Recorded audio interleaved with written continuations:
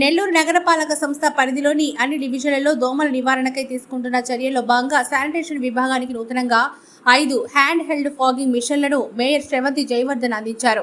కార్యాలయం ప్రాంగణంలో ఫాగింగ్ మిషన్ల పనితీరు శనివారం మేయర్ పరిశీలించి శానిటేషన్ సూపర్వైజర్లకు అప్పగించారు. ఈ సందర్భంగా మేయర్ మాట్లాడుతూ 3.5 లక్షల రూపాయలను వెచ్చించి నూతనంగా 5 హ్యాండ్ హెల్డ్ ఫాగింగ్ మిషన్లను కొనుగోలు చేశామని, వాటి సహాయంతో ఇరుకైన సందులు, చిన్నపాటి వీధులు, భవనాలు తదితర ప్రదేశాలలో దోమలను నూతన మెషిన్ల ద్వారా సమూలంగా నిర్మూలించవచ్చని మేయర్ తెలిపారు.